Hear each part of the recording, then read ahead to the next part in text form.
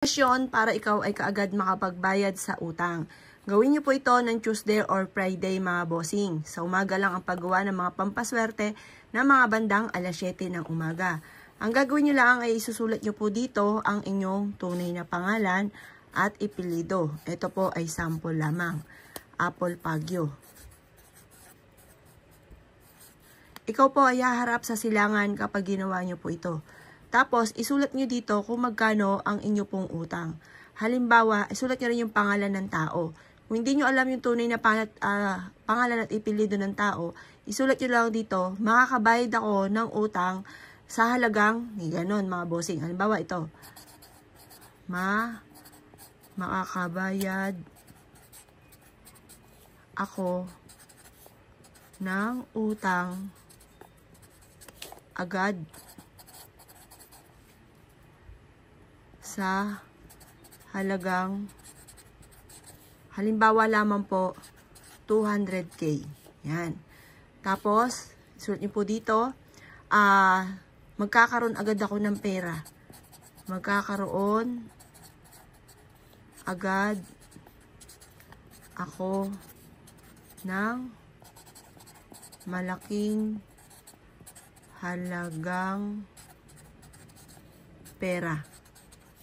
Pagkatapos ito mga bossing, kumuha po kayo ng cinnamon. Isusulat nyo po muli ang pangalan nyo dito. Yayaman ako at magiging matagumpay. Positive lang, think positive, be positive. At kung magkano yung amount na matagal mo na pinapangarap. Halimbawa, gusto ko ng 7M. Magkakaroon ako ng 7 million. Yan, ASAP. Para mabilis. Tapos mga boss, ito ay iikot nyo.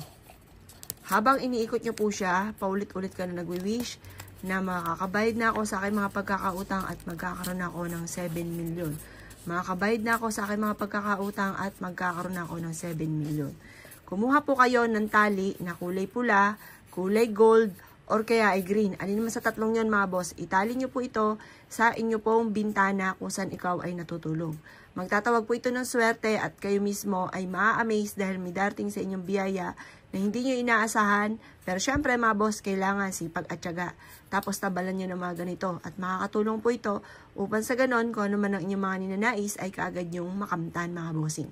Proven po ito. I-share nyo yung ating video para may mga tao na maaaring naniniwala sa ganito ay matulungan po natin.